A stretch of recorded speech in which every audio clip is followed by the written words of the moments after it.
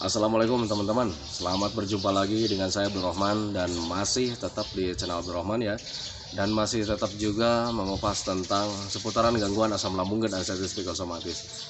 Nah, di sesi kali ini saya itu akan mencoba membicarakan tentang masalah kelayangan gitu teman-teman ya. Karena untuk orang yang terkena gangguan asam lambung dan anxiety psikosomatis sangat identik sekali dengan selalu merasakan kelayangan atau oleng atau seperti orang menghadapi gempa gitu teman-teman ya. Dan itu dirasakannya itu setiap hari bahkan setiap jam teman-teman ya.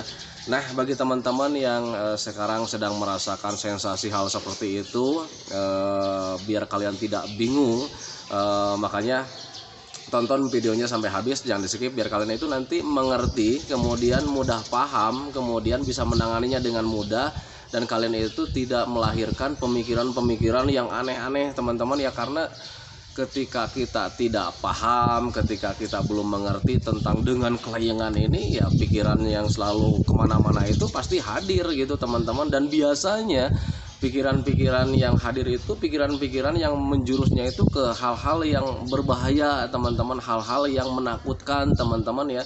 Dan sehingga nanti ketika terus berpikir hal-hal yang menakutkan ya, itu menjadi kecemasan tersendiri gitu teman-teman ya. Karena biasanya pikiran-pikiran yang menjurus ke hal-hal yang kita tidak inginkan itu ya biasanya hal-hal yang seperti menjurus-jurus ke penyakit yang berat. Kemudian seperti berpikir tentang ke arah-arah kematian. Nah itu teman-teman ya, makanya tonton videonya sampai habis. Nah itu teman-teman ya.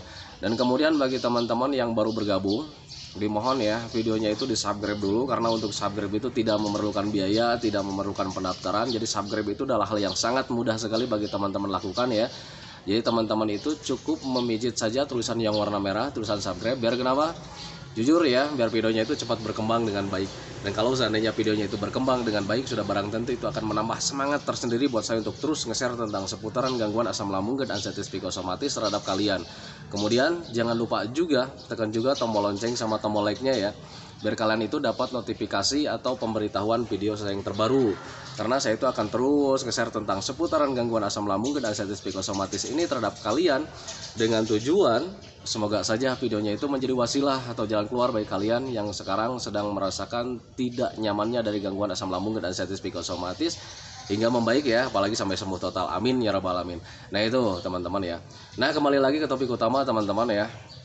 Untuk orang-orang yang terkena asam lambung dan anxiety psikosomatis selalu mendapatkan sensasi kelayangan ya.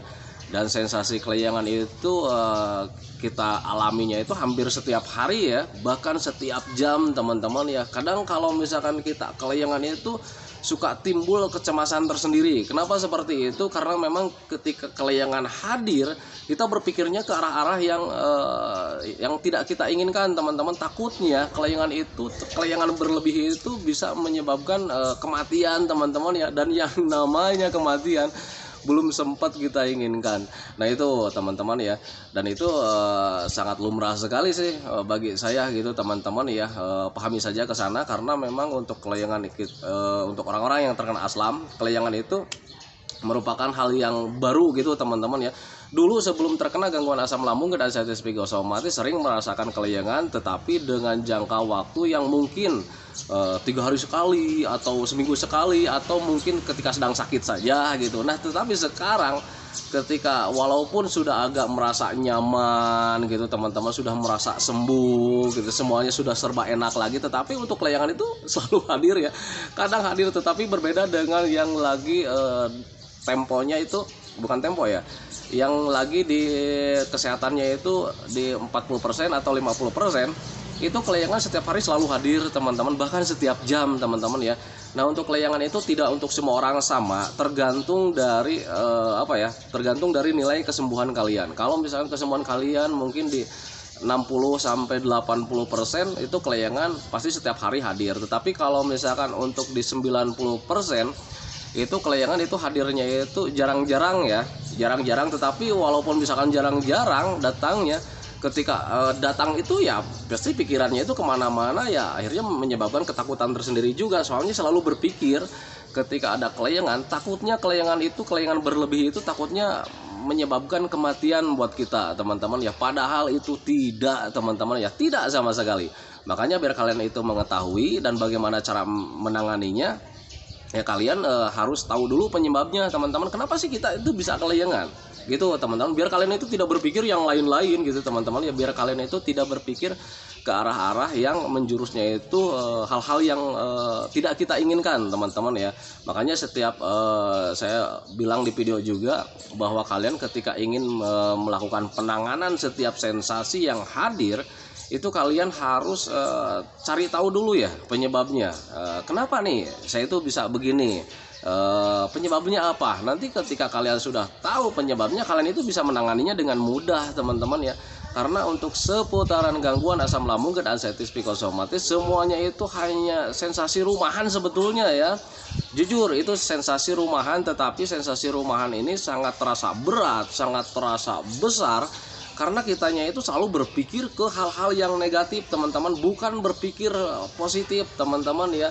Kayak macam kelayangan, ketika kalian kelayangannya ada, ketika kelayangannya hadir, itu kalian berpikirnya itu malah ke arah-arah penyakit yang besar, kemudian ke arah-arah kematian. Padahal yang harus kalian perbaiki adalah ketika kelayangan, oh saya butuh makan, oh saya butuh minum, oh saya butuh ketenangan. Sebab ketika kalian misalnya kelayangan itu kalau misalnya kalian tahu penyebabnya, itu kalian pasti akan berpikir positif seperti itu gitu teman-teman ya. Nah untuk kelayangan patut kayak saya sampaikan sama teman-teman ya, bahwa kelayangan itu penyebabnya itu bisa karena memang kita kekurangan gizi sih ya sebetulnya ya. Ini sesuai pengalaman saya saja gitu teman-teman ya. Itu kelayangan bisa karena kekurangan gizi, ya wajar sih menurut saya ya, kekurangan gizi karena apa? Karena pencernaannya belum membaik, itu yang pertama gitu. Jadi menyerap makanan, mengkonsumsi makanan itu gizinya tidak terserap sempurna teman-teman ya, karena pencernaannya sedang tidak membaik atau misalkan belum normal lah. Jadi wajar kalau misalkan kita kekurangan gizi. Nah gimana sih caranya kalau misalkan kita biar gizinya itu terpenuhi? Ya cuman sering makan saja sih ya. Soalnya ketika kita satu kali makan gizinya tidak terserap gitu, jadi energinya atau gizinya juga cuman mungkin hanya cukup untuk 2 jam ya, sebelum habis ya makan lagi. Logikanya seperti itu ya, kita akalin saja seperti itu. Jadi menurut saya kalau seandainya kita kelayangannya dari kekurangan gizi karena memang serapan gizi dari makanannya itu tidak terserap dengan sempurna, ya diakalinya dengan sering makan gitu teman-teman ya. Itu yang pertama. Dan kemudian yang kedua, kelayangan itu bisa karena memang kita kekurangan mineral teman-teman ya. Kalian jangan pernah menyepelekan itu yang namanya mineral teman-teman ya. Untuk mineral itu sangat penting sekali buat kehidupan kita teman-teman ya.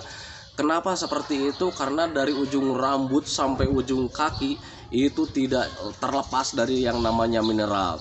Daging kita nih ya, itu memang ada mineralnya, ada cairannya. Sirkulasi darah juga itu dilancarkannya oleh mineral juga. Nah memang seperti itu teman-teman. Makanya ketika kalian berbicara masalah mineral itu sangat penting sekali teman-teman ya. Jadi ketika kita kekurangan mineral, efeknya sangat banyak sekali.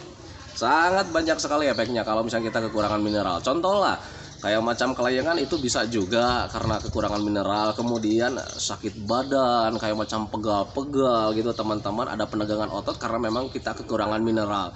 Nah itu, kemudian ada panas dalam juga. Ada pilek juga. Tetapi yang pileknya bukan pilek karena virus influenza, bukan, karena ada panas dalam ya, jadi dampaknya kena pilek juga. Bisa seperti itu. Kemudian mata buram, kemudian kulit agak kusam, banyak sih sebetulnya ya kalau misalkan berbicara masalah kekurangan mineral. Nah makanya ketika kalian ada kelayangan seperti itu, kemudian punya dampak-dampak yang lain, kenapa saya di video dari pertama sampai sekarang itu selalu berbicara makan yang banyak, kemudian mineral, karena saya tahu persis bahwa makan dan minum itu ya sangat penting sekali teman-teman ya. Nah makanya sekarang ketika kalian sudah tahu penyebabnya, oh ini saya mungkin kurang makan, ya makan saja sih, logikanya seperti itu ya. Kemudian kalau misalkan oh saya nih minumnya masih kurang, ya minum sih sebetulnya ya, jangan berpikir yang lain-lain. Tetapi kalau misalkan ada yang bilang, Pak nih saya minumnya udah banyak, coba ingat-ingat apakah kalian sudah minimal 8 gelas dalam sehari. Kalau misalkan masih kurang, perbaiki saja itunya. Tetapi untuk minum itu boleh lebih, boleh ya, boleh lebih, sehari itu 8 gelas. Kalau misalkan kalian mau lebih 10 gelas, 11 gelas itu boleh sih sebetulnya ya. Nah itu asal yang penting jangan kurang saja. Nah itu untuk mineral. Nah, kemudian kelayangan juga bisa diakibatkan dari psikosomatis ya, atau terlalu banyak pikiran, atau terlalu terlalu sering mengalami cemas gitu teman-teman ya. Karena untuk sering berpikir itu kaitannya dengan kelayangan itu, karena ketika kita berpikir banyak, ketika kita berpikir keras, itu energi kita itu terkuras dengan cepat gitu teman-teman ya. Apalagi yang namanya sering cemas, itu kecemasan akan lebih cepat gitu teman-teman menguras energi kita. Contoh kecil lah, ketika orang dapat kaget itu pasti gemeteran, pasti bakalan lemas. Nah itu teman-teman ya, dan ketika sudah lemas itu pasti keseimbangan tubuh terganggu, dan itu pasti akan mengalami goyang, kemudian kelayangan. Kalau duduk-duduk begini mungkin kayak macam mendapatkan gempa gitu teman-teman ya. Nah itu ya. Dan untuk banyak pikiran itu sensasinya banyak sekali teman-teman ya, sangat banyak sekali. Jadi selain kelayangan itu bisa karena bisa dari berdampak pada mata, penglihatannya itu agak buram juga. Kemudian sakit kepala juga gitu ya.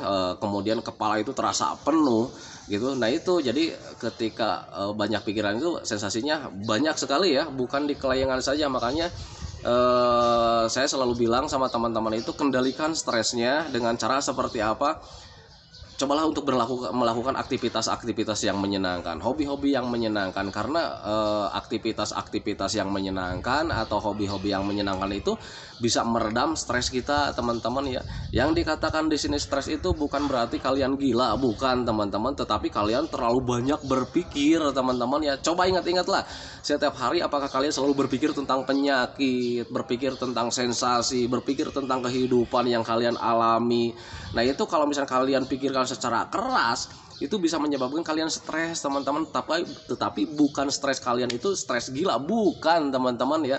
Nah itu makanya kendalikan saja stresnya, atau kendalikan saja banyak pikirannya dengan cara belajarlah masa bodoh tentang apapun teman-teman. Toh kita itu sudah tahu ya, sensasi setiap yang datang itu tidak berbahaya sama sekali. Yang harus kalian lakukan adalah konsisten dengan 3P-nya teman-teman ya. Pola makannya tetap dijaga gitu. Walaupun misalnya Pak, ini saya udah makan nih, udah sering nih, udah semingguan lebih nih menjaga makan, kemudian menjaga mineralnya juga, tetapi kenapa sensasi itu selalu hadir teman-teman ya. Ingat, untuk gangguan asam lambung dan anxiety psikosomatis semuanya butuh tempo, butuh butuh pembiasaan gitu teman-teman. Jadi semuanya serba harus dilatih lagi. Karena apa? Karena kita selain terkena medisnya, kita terkena psikisnya juga. Jadi yang namanya psikis itu butuh latihan teman-teman.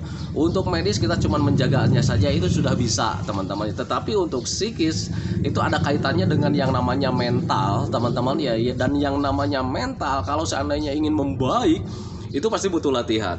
Nah itu bukan butuh obat, bukan butuh herbal, tetapi butuh tekad yang kuat dan kemudian butuh pembiasaan. Makanya biasakan dari mulai sekarang gitu. Nah sekarang dari mental, kalau misalkan ada yang masih mengalami takut pergi ke sana ke sini ya, itu berarti pure kalian harus menyadari, kalian harus bisa menerima kalau seandainya kalian sekarang masih takut-takut pergi keluar. Kalian harus bisa menerima bahwa kalian itu mentalnya sedang terganggu teman-teman ya. Mentalnya sedang terganggu, keberaniannya sedang terganggu. Jadi yang dulunya pemberani sekarang mentalnya menjadi mental tempe. Nah yang namanya mental itu bukan butuh obat, bukan butuh herbal, tetapi butuh latihan teman-teman ya. Contoh kecil lah, ketika seorang atlet fighter itu ketika mau melawan lawan yang tangguh, dia itu selalu latihan ya. Fisiknya, kemudian mentalnya, keberaniannya itu harus dilatih lagi biar itu menjadi sang juara. Nah itu teman-teman, nah makanya itu menjadi patokan buat kalian. Ketika kalian sedang merasakan takut-takutnya nih pergi keluar, takut-takutnya nih pergi jauh-jauh ya, kalian harus menyadari, harus bisa menerima bahwa kalian itu sedang terkena mentalnya. Mental kalian sekarang lagi di bawah, harus ditinggikan lagi, harus diberanikan lagi, harus menjadi mental baja lagi. Dengan cara seperti apa? Tanamkan dalam pikiran bahwa setiap ketakutan yang kalian pikirkan itu tidak akan terjadi. Itu yang pertama, tidak akan terjadi. Karena dulu juga saya begitulah. Jadi ketika mau jalan-jalan keluar, ada aja ketakutan tersendiri. Kenapa seperti itu? Karena lahirnya dari pemikiran-pemikiran yang gak benar teman-teman ya. Ketika mau pergi nih, takutnya di sana itu akan terjadi sesuatu. Nantinya takutnya saya di tempat di tempat tujuan. Nanti siapa yang mengetahui dan lain sebagainya. Nah itu, jadi ketika kalian mau pergi, jangan terlalu banyak dipikirkan lah. Yang penting kalian sudah makan, sudah minum, pure. Kalau misalnya ada ketakutan tersendiri, tanamkan dalam pikiran. Hanya itu permainan pikiran, teman-teman ya. Itu hanya permainan pikiran, itu hanya permainan perasaan dari berpikir yang tidak benar. Justru kalau misalnya kalian sering berpikir seperti itu, ruang lingkup kalian itu menjadi terbatas, teman-teman ya. Mau ngapa-ngapain takut, mau kesini takut, mau itu takut, mau sampai kapan, teman-teman? Ruang lingkup kalian nanti akan segitu aja terus ya. Nah itu teman-teman, nah makanya pahami saja ke sana. Jadi ketika kalian ingin melatih mental, kalian harus dibiasakan saja. Jadi kalau misal kalian takut keluar, lakukan saja takut jalan-jalan keluar.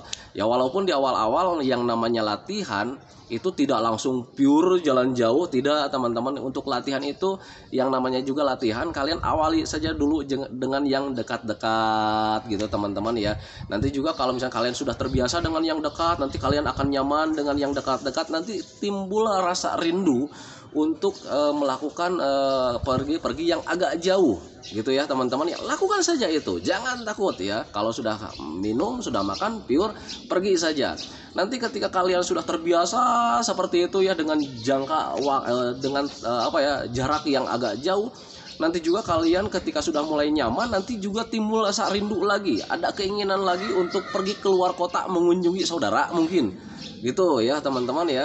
Nanti di situ timbul, lakukan lagi gitu. Nah tetapi kalau misal kalian masih merasakan waduh ini takut nih, ketika pergi jauh takut nih, itu nggak akan membuat kalian membaik teman-teman ya. Tetapi ketika kalian ada rindu, lakukan walaupun misalkan badan tidak nyaman juga nggak apa-apa, karena itu badan nggak nyaman itu dari pemikiran ya, pemikiran yang nggak benar gitu teman-teman. Jadi ketika ada rencana, pikirnya itu selalu belok ya, selalu belok ke hal-hal yang berbahaya, ke hal-hal yang tidak kita inginkan. Nah akhirnya di situ baru tidak tanpa kita sadari, pikiran kita menjadi menjadi besar lagi, akhirnya menguras energi lagi, akhirnya ya badan kita nggak nyaman lagi. Makanya ketika kalian rindu dengan sesuatu hal, kalian nggak usah berpikir yang lain-lain, nggak usah berpikir belok-belok, lakukan saja sebelum kalian pikirannya itu kemana-mana.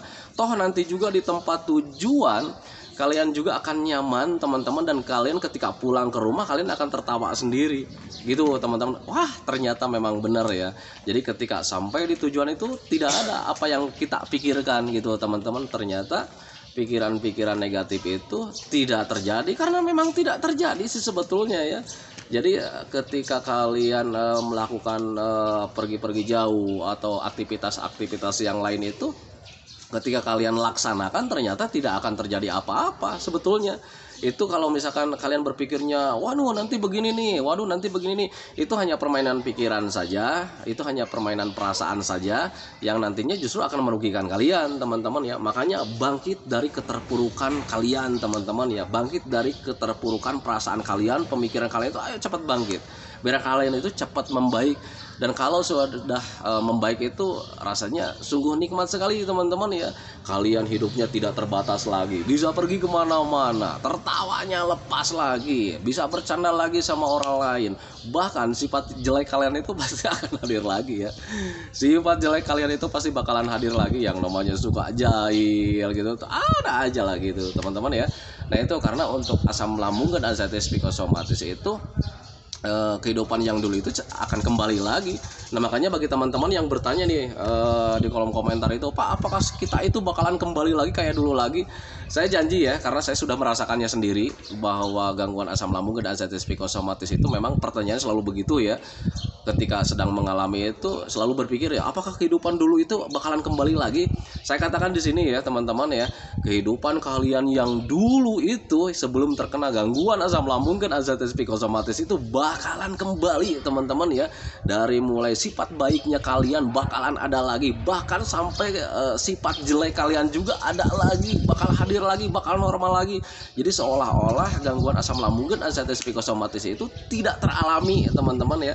Nah itu teman-teman ya, karena untuk gangguan asam lambung dan anxiety psikosomatis itu sebetulnya untuk sifat perasaan atau sifat sesudah sesudah mengalaminya itu samalah dengan gangguan yang lain. Kayak macam begini, kalian sedang terkena, misalkan sebelum terkena gangguan asam lambung dan anxiety psikosomatis nih ya, ketika kalian mengalami sakit kepala kan kalian misalkan diam di rumah, tiduran, beli obat dari warung, merasakan sakit kepala. Nah ketika kalian sudah sembuh, kalian bebas lagi kan ya, jadi tidak mengingat-ingat tentang sakit kepala. Nah untuk perasaan seperti itu juga berlaku untuk gangguan asam lambung dan anxiety psikosomatis. Jadi tidak ada perubahan dalam hidup kalian. Ketika sudah sembuh total tidak ada perubahan buat kalian. Nah itu teman-teman ya, yang ada perubahannya itu cuma satu dan itu menguntungkan buat kalian. Apakah perubahan kalian itu ketika sudah sembuh total dari gangguan asam lambung dan anxiety psikosomatis? Perubahan kalian itu kalian menjadi paham tentang gangguan asam lambung dan anxiety psikosomatis. Dan ketika sudah paham, kalian bisa membantu orang-orang yang terkena gangguan asam lambung dan anxiety psikosomatis lebih daripada dokter. Itu yang saya rasakan.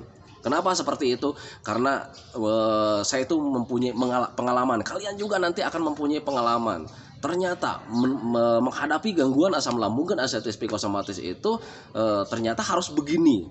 Ada sensasi begini harus begini, ada sensasi itu harus begitu. Gitu teman-teman ya, dan itu pengalaman gangguan asam lambung dan anxiety psikosomatis itu merupakan pengalaman yang sangat berharga sekali. Gitu teman-teman ya.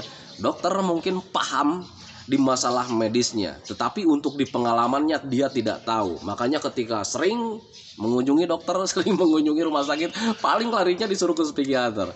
Nah itu teman-teman, tetapi berbeda dengan kalian yang sudah mengalami ketika sudah sembuh total, ketika ada orang datang untuk sharing tentang seputaran gangguan asam, itu kalian pasti tersenyum, kemudian bisa menyarankan dengan benar teman-teman ya. Nah itu, jadi kalian itu tidak menyarankan, oh udah kamu udah ke psikiater, wah udah, tidak seperti itu. Paling juga kalian menghadapinya sekarang yang dirasa apa? Seperti itu ya. Nanti ketika teman kalian yang terkena asam itu mengeluh, kalian bisa apa ya? Bisa memberikan solusinya. Oh untuk mata buram itu gampang, kalian harus begini. Mas saya ini atau mbak saya ini sedang mengalami kelayangan. Oh kelayangan, kalian nggak usah begini, kalian harusnya begini. Seperti itu teman-teman ya. Nah itu makanya bagi teman-teman yang terkena asam, justru itu kalian adalah berkah buat kalian ya. Itu adalah berkah buat kalian. Jadi kalian nanti bakalan paham tentang gangguan asam lambung dan anxiety psikosomatis, kemudian bisa membantu juga untuk orang-orang yang terkena asam. Nah itu teman-teman ya. Nah itu teman-teman ya, video dari saya tentang kelayangan. Memang untuk orang-orang yang terkena asam lambung dan anxiety psikosomatis, mengalami kelayangan itu setiap hari bahkan setiap jam, itu tergantung dari nilai orangnya ketika pemulihannya, apakah sudah di 60% sampai 80%. Itu memang agak sering mengalami kelayangan bahkan setiap hari bahkan setiap jam teman-teman ya. Dan itu kalian nggak usah khawatir, itu tidak berbahaya sama sekali. Kalau misalnya kalian tahu penyebabnya yang tadi saya ucapkan, kalian tinggal menanganinya saja. Banyak makan, banyak minum, banyak olahraga juga, kemudian stop berpikir yang lain-lain. Gitu teman-teman ya. Dan kemudian bagi teman-teman yang sudah di ambang 90%, itu memang kelayangan walaupun misalnya kalian sudah nyaman gitu, tetap saja akan selalu hadir. Tetapi kalian perlu diketahui bahwa kalian itu butuh pembiasaan, butuh pemahaman. Makanya ketika ada kelayangan nggak usah kalian khawatir, nggak usah kalian was-was, nggak usah kalian cemas, nggak usah kalian berpikir yang lain-lain. Itu memang pemulihannya memang seperti itu. Untuk pemulihan asam lambung dan anxiety psikosomatis, semua sensasi itu jadi ada nyaman gitu ya, nanti tidak nyaman lagi, ada nyaman lagi, tidak nyaman lagi, terus seperti itu. Nanti ketika nyaman satu hari tidak, satu minggu nyaman, satu hari tidak, kemudian satu bulan kita nyaman, dalam satu bulan itu pasti ada rasa tidak nyaman. Nah kalau misalkan kita membiasakan seperti itu, tetap melakukan aktivitas menyenangkan, melakukan hobi-hobi yang menyenangkan, nanti semua sensasi itu hilang dengan sendirinya sampai tidak teralami lagi. Cuman dengan catatan, siapapun yang sudah sembuh total, untuk menjaga 3P-nya itu wajib teman-teman ya. Karena jujur untuk seputaran gangguan asam lambung dan anxiety psikosomatis itu bisa kambuh kapanpun kalau seandainya kita itu tidak menjaga 3P-nya. Untuk saya sendiri juga dulu pernah saya sembuh, kemudian sempat kambuh lagi karena saya sudah mulai terlena waktu itu ya. Makan apa-apa sudah sembarangan lagi, kemudian begadangnya udah jalan lagi, kopi dan sebagainya itu udah jalan lagi. Nah tetapi pas udah kambuh, baru di situ saya mulai menyadari bahwa gangguan asam lambung dan anxiety psikosomatis ini bisa kambuh kapanpun kalau seandainya kita melanggar 3P-nya. Nah itu teman-teman ya. Nah itu teman-teman video dari saya, semoga saja videonya itu menjadi wasilah buat kalian, semoga saja videonya itu bisa menjadi pencerahan buat kalian, semoga saja videonya itu menjadi pemahaman buat kalian sehingga kalian itu mudah mengerti, mudah paham, dan kemudian mudah menanganinya dengan tepat gitu teman-teman ya. Dan kemudian doa saya itu buat teman-teman itu, semoga saja teman-teman itu cepat membaik sampai sembuh total, amin ya rabbal alamin. Kemudian keadaan yang dulu itu cepat kembali lagi, baik emosinya, moodnya, semangatnya, dan lain-lain, pokoknya keadaan kalian yang dulu itu cepat kembali lagi, karena saya tahu persis bahwa keadaan yang dulu itu sangat dirindukan sekali. Nah itu teman-teman ya. Kemudian doakan saya juga agar saya itu tetap sehat, tetap kuat, tetap ceria, agar masih bisa tetap menemani kalian. Nah itu teman-teman ya. Sentikan videonya teman-teman ya. Assalamualaikum warahmatullahi wabarakatuh.